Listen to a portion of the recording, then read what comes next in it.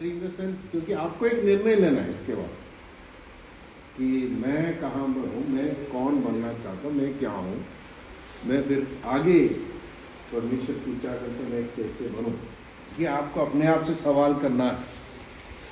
ठीक है, अगर आप बोल रहे कि नहीं मैं परमेश्वर के साथ चलेंगे, आत्मिकता में बढ़ना चाहते हैं, तो आपके लिए ये वचन उपयोगी बने। नहीं तो आप बोलेंगे नहीं मैं नहीं चलना चाहता, मुझसे नहीं होगा, तो बस वहाँ ख़त्म। हाँ, ज़्यादा लंबा नहीं होगा, लेकिन कुछ समय आप सुनिए क्योंकि सबको जय मसीह की, प्रभु का दास परिवार, हम कुछ दिन के लिए इधर इस इलाके में आए हैं, अलग अलग। कल हरियाणा में था, आज पंजाब गिडवा में थे, और कल भी इस बादशाहपुर में मीटिंग है, फिर पुंडरी में है। ऐसे 2-3 दिन के लिए आए। तो प्रभु के दास ने बोला कि ऐसे कुछ प्रभु कलीसिया को बुलाया है आज, तो पता नहीं कितने लोग आएंगे, जितने आएंगे और आगे हम कुछ उसके ऊपर कार्य करना चाहते। तो मैं भी ऐसे आधा पौना घंटा मुझे मिला था बीच में, थोड़ा बैठ के कि मैं की बात करना है। तो बहुत कुछ है बाइबल में, तो कोई कमी नहीं है, विषय का कोई कमी नहीं, लेकिन एक सही शुरुआत करना बहुत ज़रूरी है। आप सब विश्वासी हैं, मैं जानता हूँ, लेकिन पंजाब में भी कोई विश्वासियों की कमी नहीं है, कलीसिया की कमी नहीं, पादरी की कमी नहीं, लेकिन क्या सचमुच, ये सवाल आपसे मैं पूछ रहा था, क्या सचमुच आप एक आत्मिक व्यक्ति है या नहीं?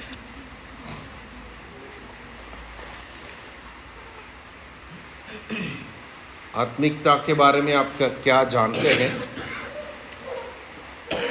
मुझे नहीं पता, लेकिन सचमुच आप एक आत्मिक व्यक्ति है, मतलब आत्मा से चलाए जाने वाला व्यक्ति है। आत्मा मतलब पवित्र आत्मा, या कलीसिया में आ रहे हैं, बपतिस्मा लिया है, वचन सुनते हैं, दशवांश या दान देता है, प्रभु बोझ भी लेता है, फिर भी आप अपने मर्जी में चलने वाला। ऐसे बहुत लोग हैं, बहुत नहीं, अधिकतर लोग वही हैं। उसको हम परमेश्वर की कलीसिया के गिनती में हम नहीं, परमेश्वर नहीं गिनता है, हम तो गिनते हैं। हम बोलते हैं कि हमारे चर्च में 200 लोग हैं, 300 लोग हैं, लेकिन परमेश्वर जब देखेगा मेरे लिए इसमें से 30 लोग हैं, वही आत्मिक है, जो आत्मा के द्वारा चलाए जाने वाला, मतलब आत्मा की आवाज़ सुनकर हमेशा उसको बात मानने वाला।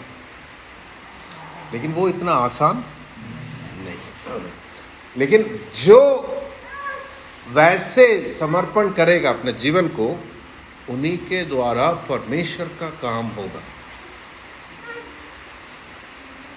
उन्हीं के द्वारा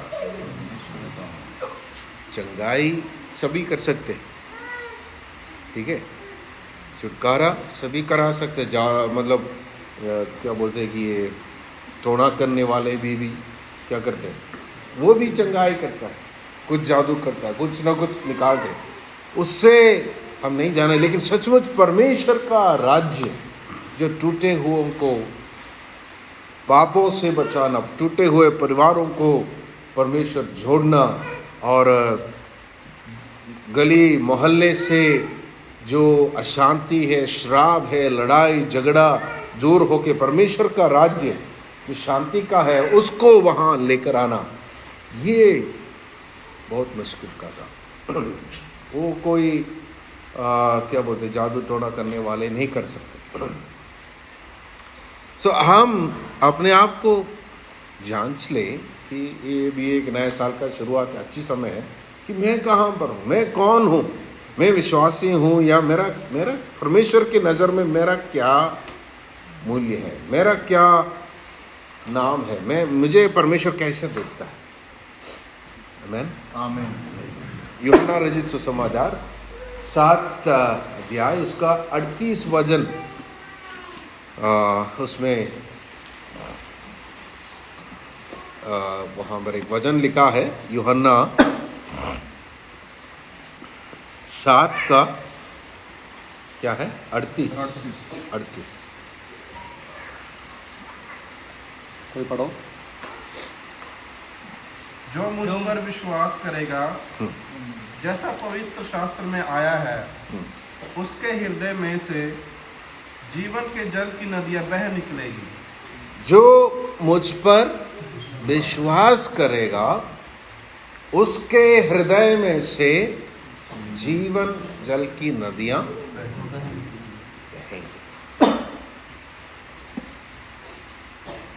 हर वचन जब सुनते हैं सोचना कि क्या मेरे अंदर से ऐसा काम हो रहा है।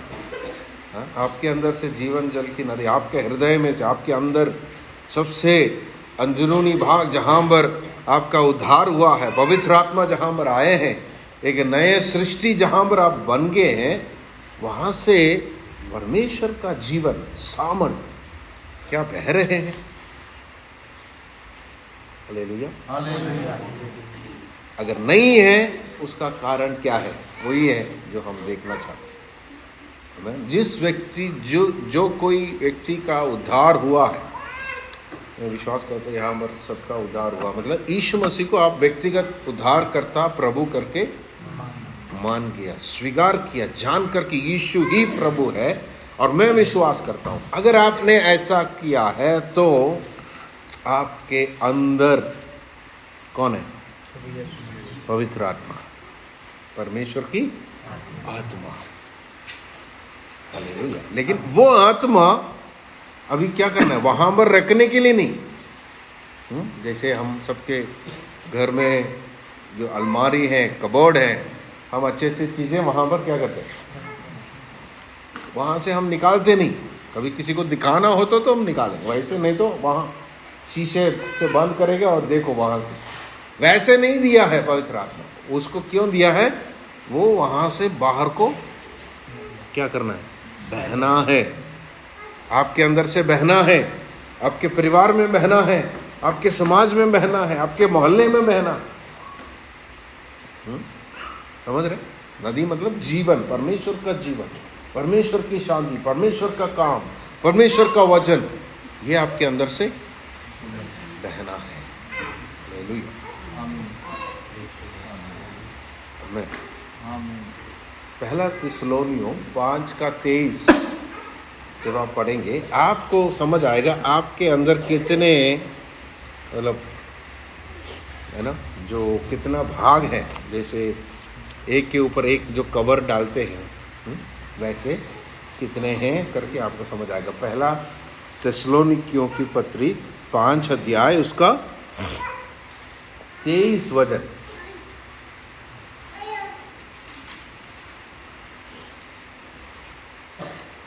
तुम्हारी शांति का परमेश्वर, हाँ, आप ही तुम्हें पूरी रीति से पवित्र करे और तुम्हारी आत्मा और प्राण, तुम्हारी आत्मा और प्राण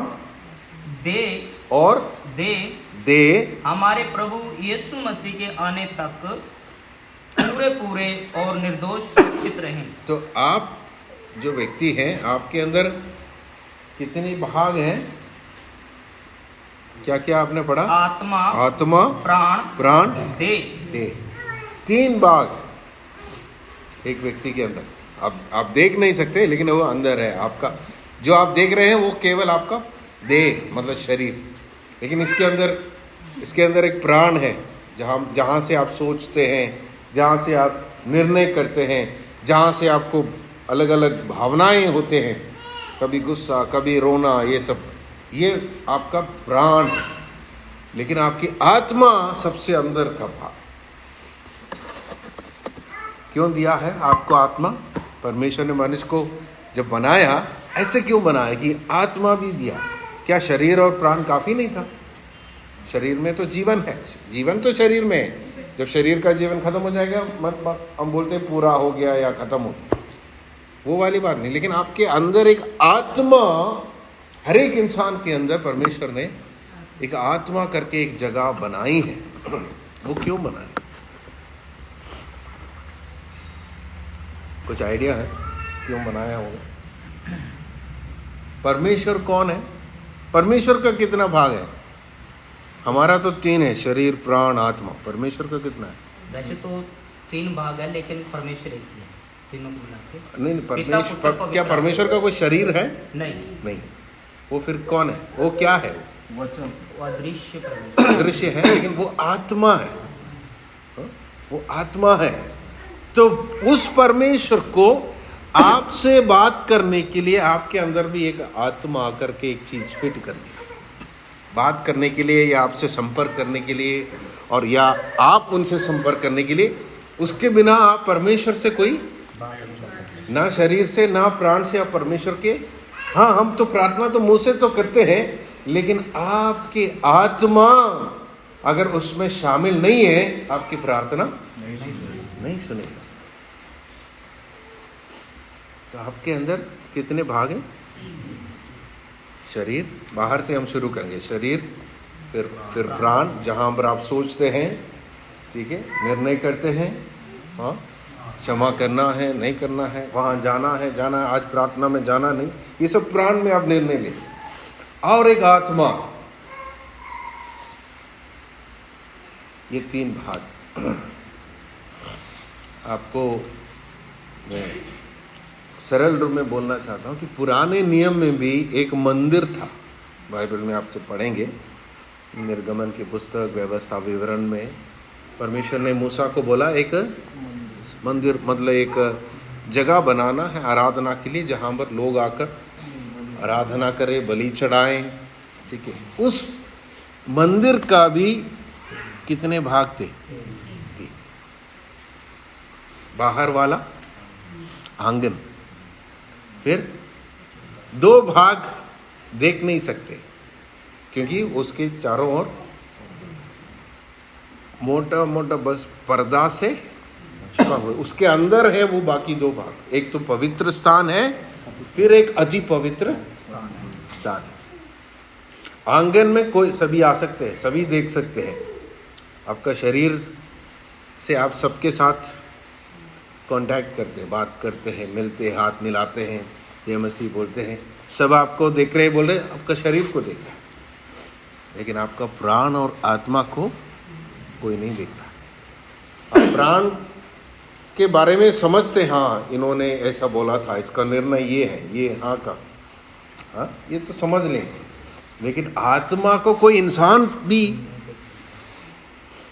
वैसे ही पुराने नियम में था, पवित्र स्थान में याजक लोग जा सकते थे, वहाँ पर जो दिया जला के रखता था उसमें तेल डालने के लिए, और वहाँ पर सेवा करने के लिए, लोगों के बलि के चढ़ाकर वहाँ के उनके उसके अपराध की क्षमा के लिए उसमें से अर्पण करने के लिए जाते थे। लेकिन अति पवित्र स्थान में कौन रहता है?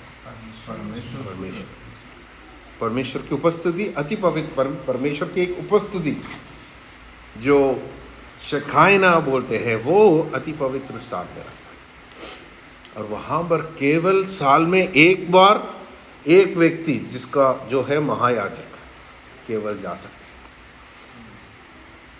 ठीक है, तो कहने का मतलब अब पुराने नियम के बारे में आपको समझ गया, अब नया नियम में अभी आ गया। पुराना नियम तो यीशु मसीह आने के बाद उसको खत्म कर दिया, मतलब वो पूरा करके अभी एक नया रास्ता, एक नया जीवन प्रभु ने मनुष्य के लिए तैयार किया, और वो आगे आगे चलकर हमारे लिए मार्ग बना के दिखा के गया ताकि हम पीछे पीछे चले।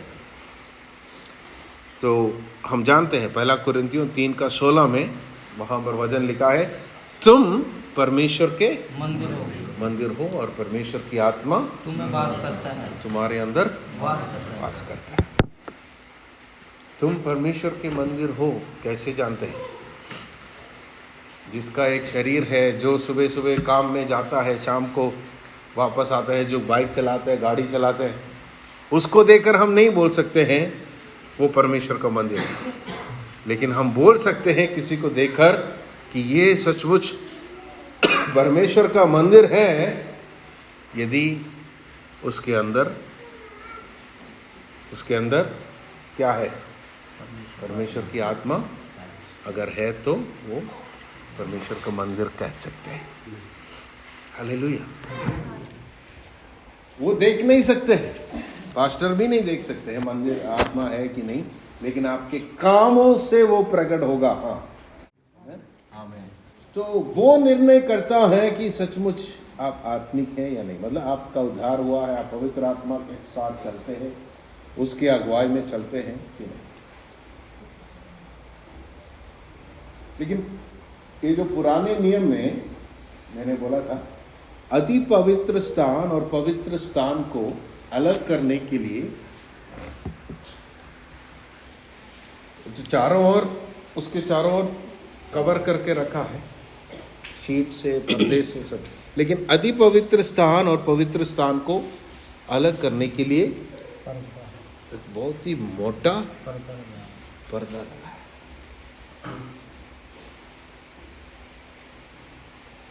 वो तो पर्दा तो आप समझ रहे हैं, गद्दा हम समझ रहे हैं, वो तो वो मंदिर फिजिकल था, भौतिक था, इसलिए पर्दा लगाया था। लेकिन आप जो परमेश्वर का मंदिर है, आप आत्मिक है, मतलब आप एक भौतिक चीज नहीं है, आपको किसी ने हाथों से बनाया नहीं, परमेश्वर ने बनाया। Hallelujah, hallelujah. लेकिन आपके अंदर भी ये 3 भाग है, आंगन भी है जो आपका शरीर है, पवित्र स्थान है जहाँ पर आपका सोच विचार ये सब चलता है, अति पवित्र स्थान जहाँ पर परमेश्वर की उपस्थिति वास करता है या करना चाहिए, वहीं ही वास करता है। लेकिन उस परमेश्वर की उपस्थिति को बाकी दोनों भागों से दूर रखने वाला, अलग रखने वाला एक मोटा पर्दा है। वो क्या है? हमारा हृदय। जी, मन हृदय सब बोल रहे हैं, लेकिन वो तो मन हृदय वो आपका पवित्र स्थान हो गया। उस स्थान और अति पवित्र स्थान के बीच में एक पर्दा बन गया। पहले नहीं था, जब आदम और हव्वा को जब सृष्टि किया था, वो पर्दा नहीं था। लेकिन जैसे आदम और हव्वा पाप में गिर गए, वो मोटा पर्दा आ गया। परमेश्वर को हमेशा के लिए परमेश्वर की उपस्थिति, मतलब बाइबल में लिखा है कि वो आत्मिक रूप से मर गया। इसका मतलब परमेश्वर की उपस्थिति को या परमेश्वर से उनका संपर्क हमेशा के लिए टूट गया। कैसे? वो मोटा पर्दा आ गया। परमेश्वर तो है परमेश्वर, लेकिन इनसे संपर्क नहीं कर पा रहे, वो मोटा पर्दा आ गया। वो पर्दा क्या है? वो समझना और उस पर्दा को हम अलग करना, फाड़ना जरूरी है। तभी तो आपके अंदर से, आपके हृदय से जीवन जल की नदियां बाहर बहेंगी। Hallelujah, hallelujah. मैं तो एक मसीह परिवार में जन्म हुआ। मेरा पिताजी पासवान है, अभी 45 साल का हो गया। ये सच्चाई तो मैं 2 साल पहले ही मुझे समझ आया। नहीं, परमेश्वर धीरे धीरे उस दिशा में लेके जा रहे थे, लेकिन जब ये समझ आ गया और आसान हो गया। इसका मतलब ये नहीं कि आत्मा नहीं है, काम नहीं हो रहे, काम सब हो रहे, पवित्र आत्मा बात कर रहे। लेकिन जब मुझे समझ आया मुझे इस पर्दे को और फाड़ना है ताकि पवित्र आत्मा नदी जैसे बहे, तब काम आसान हो। पहले पता नहीं था क्या फाड़ना है, इसलिए हम जाके किसी का मुंह फाड़ देते किसी का कपड़ा फाड़ देते, किसी का घर में जाके लड़ाई कर लेते। Hallelujah, hallelujah. जी बोलिए, ऐसे लोग चाहिए, सोचने वाले लोग चाहिए। जो आपने मन में कहा वो कहो, हाँ, वो हम भी सुनने दे। बिल्कुल, मन को फाड़ के पुरानी बातों को, हाँ, पुराने मनुष्य। हालेलुया, वही है आपके बात में तो आ गया। बाइबल की बात है, बस मैं उसको कनेक्ट कर रहा हूँ। ये कोई नई बात सिखा नहीं रहा हूँ, लेकिन मैं आपको समझा रहा हूँ। ये सब पुराना मनुष्य आपने सुना होगा, शरीर की इच्छाएं, शारीरिक अभिलाषा। इंग्लिश में उसके लिए करेक्ट एक शब्द है, उसको बोलते हैं फ्लैश। जो ये शरीर नहीं है, अंदर एक फ्लैश, हमेशा अपने बारे में सोचते, स्वयं, मुझे, मैं, घमंड, अपना व्यक्तिगत सोच रखने वाला, that is a flash. Hindi में उसको शरीर बोल रहे, शरीर की अभिलाषाएं, शरीर की लालसाएं बोलते, वो पहले नहीं था, आदम के अंदर नहीं था, हवा के अंदर नहीं था। लेकिन जिस दिन सांप ने उसको से बात करके वो फल खिलाया, मतलब वो परमेश्वर के मार्ग को छोड़कर अपने मार्ग में चलने लगा, उसी दिन वो पर्दा लग गया, वो लग गया, परमेश्वर से वो अलग हो गया, पवित्र स्थान से उसका कोई संबंध। और वो मोटा पर्दा लग के फिर जितने भी इंसान जन्म ले रहे उन सबके अंदर वो है, वो फ्लैश है, वो पाप है, वो मोटापन जितना मोटा है, मतलब जितना ज़्यादा पाप में है उतना मोटा आपका पर्दा है। जितना आपका पाप के स्वभाव, वो पर्दा उतना मोटा है। Hallelujah, hallelujah. पुराने नियम के मंदिर का पर्दा भी इतना पतला नहीं था, जैसा कहते हैं कि पता नहीं 4 इंच 5 इंच 6 इंच मोटा है। उसी पर्दा को परमेश्वर जिस दिन यीशु मसीह क्रूस पर मरा, ऊपर से नीचे तक फट गया। उसका भी एक आत्मिक मीनिंग है। हम बोलते हैं कि पर्दे, मंदिर का पर्दा फट गया, ओ वाह कितनी अच्छी बात है, लेकिन उसके द्वारा भी परमेश्वर कुछ सिखाना चाह रहे थे। वो बस एक परछाई है जब मंदिर में पर्दा फटा, लेकिन असली बात और कुछ हुआ था। हालेलुया। अब जानना चाहते हैं असली में क्या हुआ था? हाँ, इब्रानियों 10:19-20 यीशु मसीह के अंदर ये काम हुआ। अगर यीशु मसीह के अंदर हुआ तो फिर हमारे अंदर होना जरूरी है। उसका पर्दा इतना मोटा नहीं था, बस उसके अंदर भी एक स्वयं था, लेकिन वो पाप नहीं किया, गलत नहीं समझना। इब्रानियों 10 उसका 19। हे भाई, इसलिए हे भाइयों, जब हमें यीशु मसीह के लहू के द्वारा उस नए और जीवते मार्ग से पवित्र स्थान में प्रवेश करने का इहाब हो गया है। देखो सुनो, हे भाइयों, इसीलिए हमें यीशु के लहू के द्वारा उस नए और जीवते मार्ग से, वो नया, सबसे एक नया मार्ग यीशु मसीह क्या है बना रहे। उसमें सबसे पहले कौन चला? खुद चला, यीशु खुद चला। पहले कोई नहीं चल सका, क्योंकि इंसान है। इंसान जब चलने के लिए जाएगा इस मोटा पर्दा में टकर कर बाहर, क्योंकि वो फाड़ने का हिम्मत कोई इंसान के अंदर नहीं है। लेकिन वो फाड़ने की कई तरह से कोशिश की, इसलिए इतने सारा धर्म इस संसार में आज है। फाड़ने की कोशिश मतलब परमेश्वर को ढूंढने की इंसान कोशिश कर रहे हैं, लेकिन पर्दा पड़ा है, पाप अंदर है, उसको वो खुद कैसे निकालेगा। इसलिए उन्होंने फिर क्या किया? हिंदू धर्म, मुस्लिम धर्म, सिख धर्म, बौद्ध धर्म, ये सब बना दिया। उसमें सब बताते कि ऐसा नहीं करना, ऐसा ऐसा करना, ऐसा ऐसा करना। लेकिन पाप को जड़ से नाश करने का जो क्या बोलते, जो राहस या एक तरीका कोई धर्म नहीं बताता, सिर्फ यीशु मसीह बताता। यीशु मसीह बताते नहीं, वो खुद करके दिखाया, और यीशु मसीह उस सामर्थ को हमें दिया। तो उस नया मार्ग से, नए और जीवित मार्ग है वो। आप समझ नहीं, ये आत्मिक बात है। ऐसा मार्ग जैसे हमारा सड़क जैसे समझने के लिए मार्ग लिखा है, लेकिन एक नया मार्ग, हाँ, और जीवित मार्ग कहाँ के लिए? कहाँ के लिए?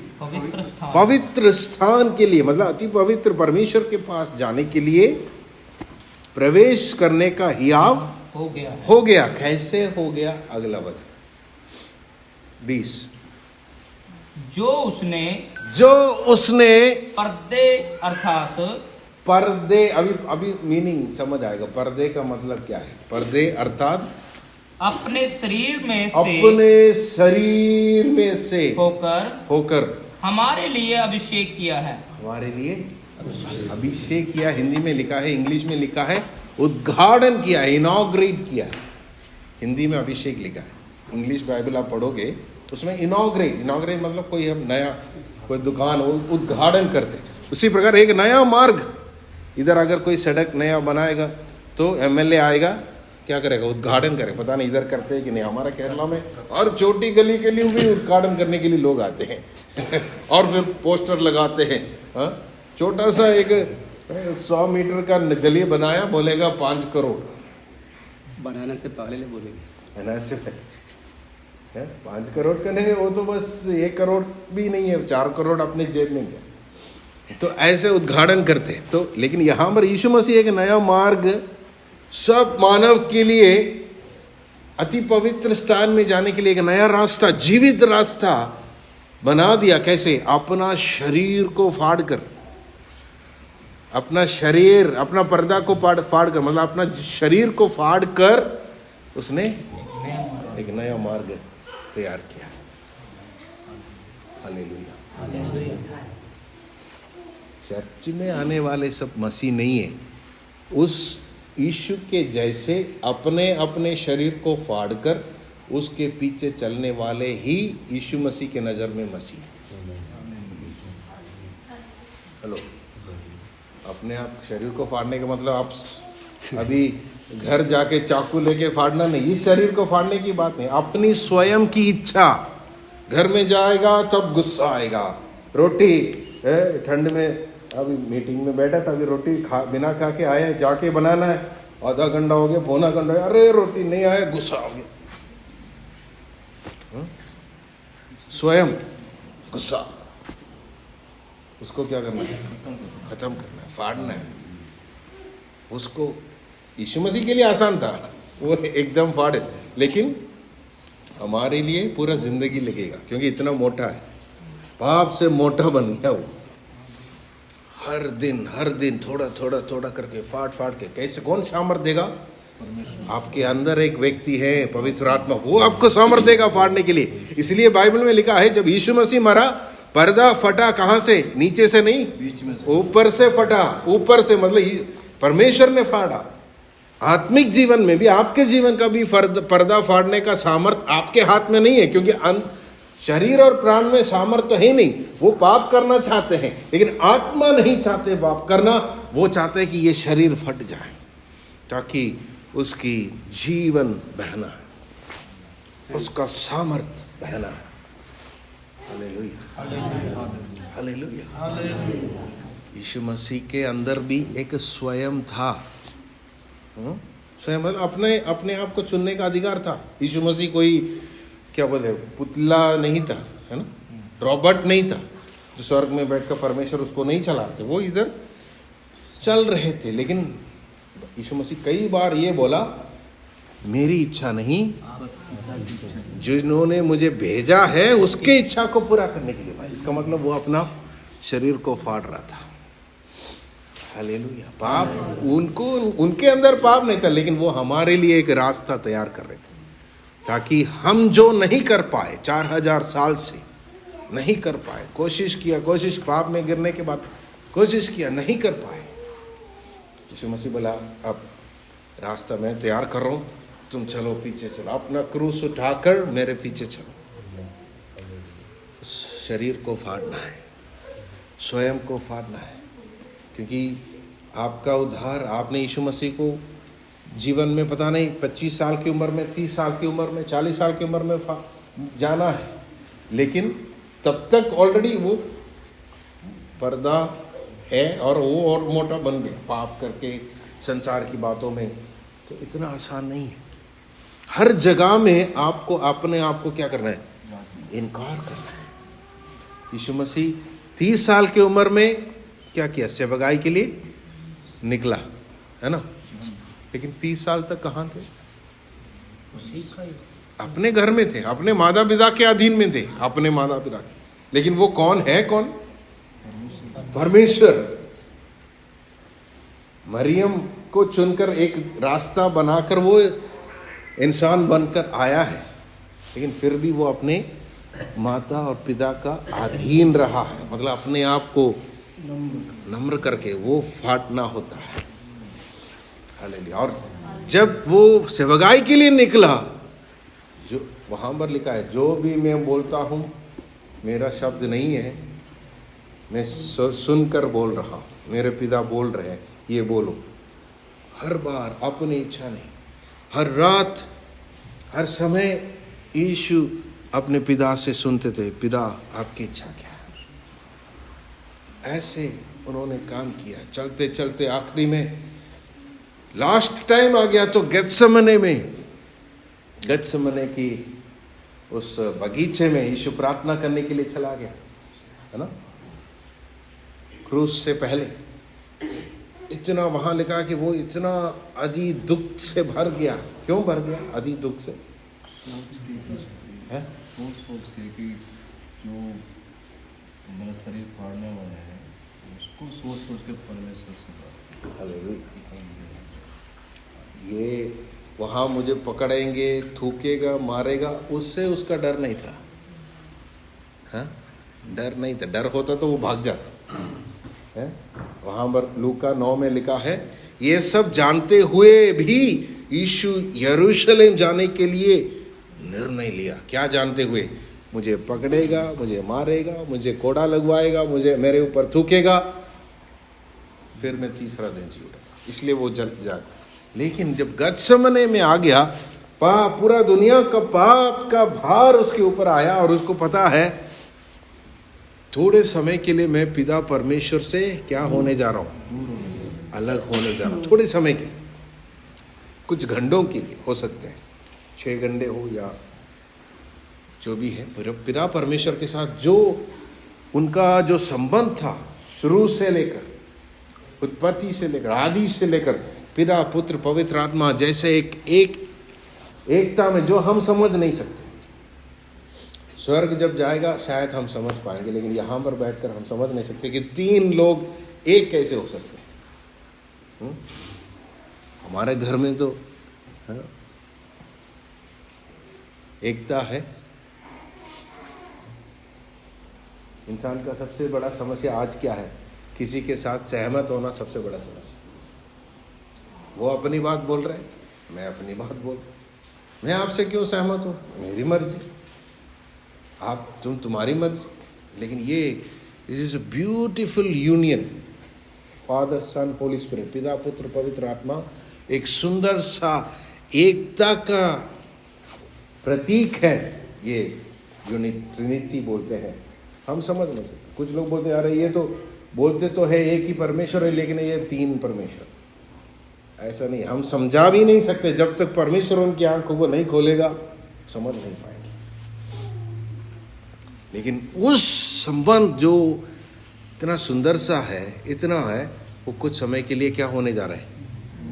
अलग होना। क्योंकि पाप की सजा लेकर परमेश्वर का पुत्र क्रूस की ओर बढ़ रहा, वो सोचकर उनको दुख लगा और वो बोल रहे हैं, हे पिता, अगर हो सके तो ये कटोरा अपनी इच्छा को बोल, स्वयं की इच्छा। लेकिन उन्होंने ये नहीं बोला कि नहीं ये हटाना ही, तुरंत बोल रहे, लेकिन मेरी इच्छा नहीं तेरी इच्छा। वहां पर भी वो अपने आप को फाड़ रहे थे, अपने आप को फाड़ रहे थे, शरीर को फाड़ रहे थे। और फिर क्रूस को उठाकर, भारी क्रूस को उठाकर चला गया। क्रूस में सब कुछ सहा, क्रूस से पहले भी, क्रूस में सहा, आखिरी में तो ये प्रार्थना कर रहे हैं, हे पिता इन्हें क्षमा कर, क्योंकि ये नहीं जानते क्या कर रहे हैं। और कहा कि सब कुछ पूरा हुआ। तब मंदिर का पर्दा ऊपर से नीचे हटा, एक नया रास्ता, जीवित मार्ग आपके लिए, मेरे लिए, मंदिर जाने के लिए। मंदिर आपके अंदर है, लेकिन वहां परमेश्वर की आत्मा जहां वास करता है, वो आत्मा से संपर्क करने के लिए और वो आत्मा के जो सामर्थ बाहर बहने के लिए वो रास्ता परमेश्वर ने खोल कर दिखाया, फाड़ कर एक बना के दिखाया। अब उस रास्ते में अगर चलना है तो क्या करना है? हमें भी हर दिन अपने आप को इनकार करना है, अपने स्वयं को इनकार करना। अपने आप को मतलब शरीर की बात नहीं कर रहा, लेकिन आपकी स्वयं की इच्छा, जो स्वार्थता है, जो पाप करने की जो इच्छा है, उसको हर दिन इनकार करना है। तब होगा ये पर्दा धीरे धीरे फटने लगेंगे, परमेश्वर का सामर्थ बाहर निकलेंगे, जीवन जल की नदियां आपके अंदर से आपको देखने वाले बोलेगा ये तो मसीह नहीं है, ये सचमुच परमेश्वर का संतान है। हमने तो बहुत मसीहों को देखा है पंजाब में, वो चर्च में भी जाते हैं और क्रिसमस में शराब भी पीते हैं, लेकिन ये वैसा नहीं है। इसके अंदर सचमुच परमेश्वर का उपस्थिति है, क्योंकि इसका जो स्वयं की जो पर्दा फट रहे हैं। Hallelujah, hallelujah. कैसे फाड़ेंगे? पवित्र आत्मा के बारे में मैंने बोला वो आपको मदद करेगा, लेकिन एक और बहुत ही सामर्थी हथियार है। आमीन, हालेलुया। इब्रानियों 4:12 वो हथियार के बारे में भी आप सुने, उसके बाद आप निर्णय करना कि आप सच में आत्मिक है, आत्मिक बनना चाहते हैं, उस पर्दा फाड़ने के लिए तैयार हैं। ये आपका निर्णय है, क्योंकि हाँ, परमेश्वर का वचन जीवित परमेश्वर का वचन जीवित और प्रबल और प्रबल और हर एक दोधारी तलवार और से भी हर एक दोधारी तलवार से भी बहुत चोखा है, बहुत चोखा है, और प्राण और आत्मा को प्राण और आत्मा। पर्दा कहाँ पर है? कहाँ पर है? प्राण और आत्मा के बीच में। उसको गांठ गांठ और गुद्दे गुद्दे गांठ गांठ जो सालों से इंसान की उत्पत्ति से लेकर जब से पाप इंसान के अंदर वास करने लगे, गांठ बात कर गांठ हम बोलते हैं ना, आप लोग वैसे कई लोग बोलते हैं पास्टर जी प्रार्थना करो, मेरे इधर गांठ है, इधर गांठ है, मेरे पेट में गांठ है? वो सब ये असली गांठ का कारण है। ये गांठ, ये प्रार्थना करने से ये गायब हो जाएगा, लेकिन असली गांठ अभी भी है, इसलिए वो गांठ वापस आ सकते हैं। पंजाब में लोग गलत समझ रहे कि चंगाई हो गया, बाय बाय टाटा, लेकिन असली गांठ खोल के नहीं जाएगा तो फिर पेट में गांठ हो सकते हैं। हालेलुया, हाँ, क्योंकि बीमारी तो पाप के कारण है। यीशु मसीह ने, परमेश्वर ने जब इंसान को पहले बनाया तो बीमारी तो था ही नहीं शरीर। बीमारी कैसे आया? पाप के कारण है। वो गांठ बनकर हर बीमारी इस कारण है, शैतान, पाप, ये। हालेलुया। तो ये दोधारी तलवार क्या करेगा? प्राण और आत्मा को प्राण और आत्मा को गांठ गांठ और गुद्दे गुद्दे को आर पार करके छेदता है और मन की अभिलाषाओं, हाँ, और विचारों को जांचता है। मन की अभिलाषाओं, वो प्राण की बात है। प्राण में मन अभिलाषाएं, ये सब इसको जांच कर क्या करे? वो एक्सरे मशीन से भी तेज है, वो MRI स्कैनिंग से भी तेज है। वजन आपके अंदर आर पार होने देना, तभी आपका शरीर की पर्दा फटेंगे। हालेलुया, आर पार होने देना। आप चर्च आने से आपका पर्दा नहीं फटेगा, आप दान देने से पर्दा नहीं फटेगा। आपको स्वयं इस वजन को लेकर बोलना है, इस वजन प्रभु मेरे लिए है, मैं समर्पण कर रहा हूं। चाहे मुझे दर्द लगे, मुझे अच्छा न लगे, मुझे नुकसान लगे, लोग मुझे नीचे दिखाएं, लेकिन आपका वचन मेरे अंदर कार्य करना है। हालेलुया। हर प्रचार में, चाहे कोई भी प्रचार करे, पास्टर जी हो और कोई हो, लेकिन अगर वो वचन आपसे बात कर रहा है, तुरंत बोलना, यस, ये वचन मेरा आत्मा और प्राण को अलग करना, उस पर्दा को फाड़ना है, ताकि मेरे अंदर जो आत्मा है, पवित्र आत्मा, वो बाहर आना चाहिए, लोगों तक पहुंचना चाहिए। क्यों? आपको क्यों बुलाया है? सेवकाई का मतलब क्या है?